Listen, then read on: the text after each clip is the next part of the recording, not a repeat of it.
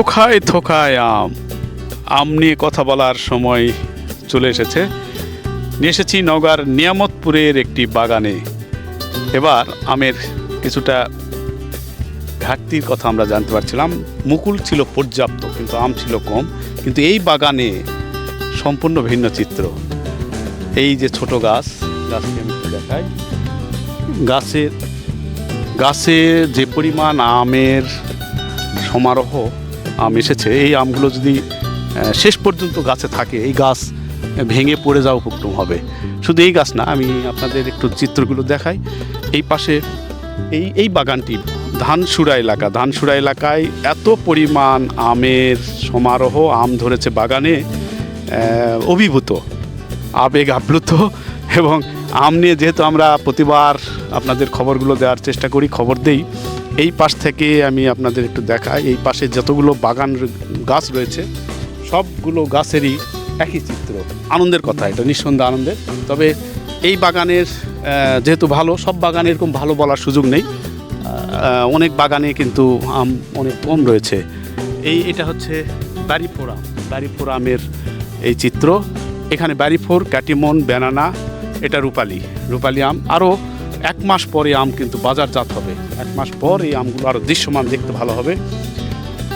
আমরা আমের একটি খবর করতেই নিয়ে এসেছি এখানে। আম যেহেতু আর কিছুদিন পর থেকে মধুমাস শুরু হবে, মধুমাস, ফলের সমারোহ, ফলের বিপুল ভাণ্ডার তৈরি হয় এই জ্যৈষ্ঠী মাস থেকে। বৈশাখ, জ্যৈষ্ঠী, আষাঢ়, এই 3-4 মাস মূলত আম শুধু না, আম, কাঁঠাল, লিচু, কি পরিমাণ আম ধরেছে দেখুন। আমগুলো দেখতে যেমন সুন্দর রয়েছে, একটি থোকায় কতগুলো আমি গুনতে পারছি না, গুনে দেখাবো না। তবে খুবই আনন্দের বিষয়, খুবই ভালো লাগছে আমাকে। আমি নিজে অভিভূত। সকালে আমরা লাইভ করেছি এই বাগানে। এটা হলো বাড়িফোর আম। প্রথম স্টেপে গুটি আম ধরেছে, গুটির চিত্র। এরপরে আবার হবে, এটা আরও বড় দানা বাঁধবে। 1 কেজি 700-600 গ্রাম পর্যন্ত আম্রপলি বাড়িফোর আমটা হয়ে থাকে।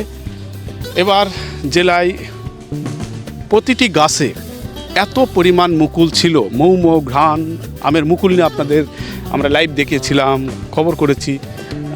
এই মুহূর্তে গাছের আমের যে অবস্থা, সেটা তুলে ধরার জন্য নিয়ে এসেছি ধানসুরা নিয়ামতপুর এলাকায়। এই বাগানটি 45 বিঘার বাগান, এবং এই বাগানের পাশাপাশি 100 বিঘার উপরে বাগান রয়েছে। এখানকার যিনি বাগান মালিক, খোরশেদ আলম ভাই, আমরা একটু খোরশেদ আলম ভাইয়ের কাছ থেকে একটু জানবো।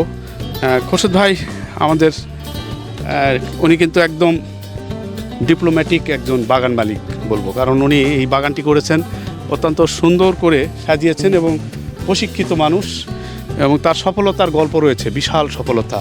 আমরা ইতিপূর্বে পাইনি, ওনাকে আজকে পেয়েছি। খোরশেদ ভাইয়ের এই যে আপনি করলেন, আপনার বাগানটা দেখে বেশ সাজানো গোছানো এবং বিজ্ঞান ভিত্তিক মনে হচ্ছে। শুরু করেছিলেন কবে, বর্তমান কি অবস্থা? ধন্যবাদ, আসসালামু আলাইকুম। এটা আমি আজ থেকে 10 বছর আগে শুরু করছিলাম। 10 বছর রানিং, মাত্র 7.5 বিঘা জমি নিয়ে আমি বাগান শুরু করছিলাম আর কি। এর মধ্যে অনেক মানে চড়াই উতরাই আমার উপর দিয়ে গেছে আর কি। বিশেষ করে আর্থিক দিক, আমি একটা কোম্পানির চাকরি করতাম, রেনাটায় চাকরি করতাম, যেটা ফাইজার বলে অনেকে চেনে আর কি। তো রেনাটায় চাকরি করার পর ওখানে 15 বছর আমি চাকরি করছি। 15 বছর চাকরি করা আমি ডিস্ট্রিক্ট সেলস ম্যানেজার পর্যন্ত আসছিলাম।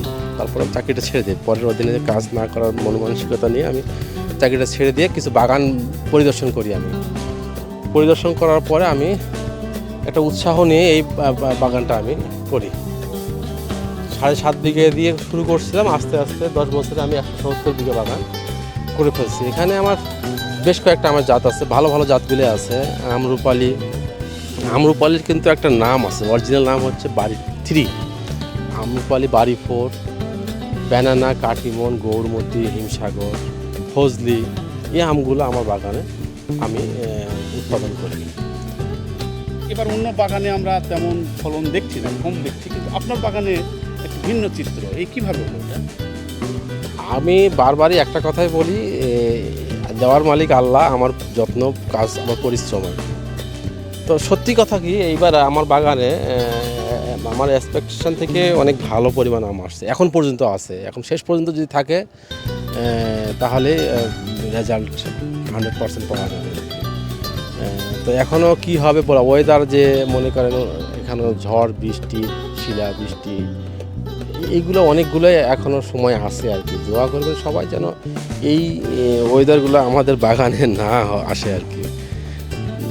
আমের একটা মিরাক্কেল, এই জন্য বারবার বলছি মিরাক্কেল, যে বাগানটি আমরা দেখছি এই বাগানটি একেবারেই সাজানো গোছানো হওয়ার কারণে 10 বছর আগের বাগান, কিন্তু বাগানের গাছগুলোকে একটা বিজ্ঞান ভিত্তিক যেভাবে নিবিড় পরিচর্যার মাধ্যমে ভালো ফলন পাওয়া নিশ্চিত করা যায়, সেই কাজটি করার কারণেই প্রত্যেকটি গাছে বিপুল আমের সমারোহ।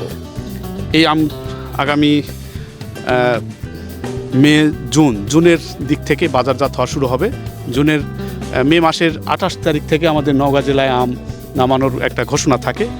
এবার জেলায় প্রায় 31,000 বাগান থেকে 4,20,000 বা 4 লাখের উপরে আম পাওয়ার একটা স্বপ্ন রয়েছে, আম পাওয়ার একটা টার্গেট দিয়েছে জেলা কৃষি বিভাগ, এবং সেই পর্যন্ত অপেক্ষায় থাকতে হবে।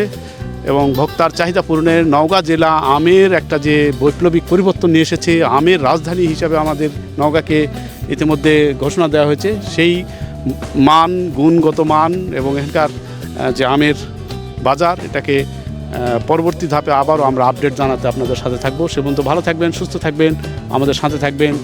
নিয়ামতপুরের ধানসুরা এলাকা থেকে সাথে রয়েছে আমি MR রকি।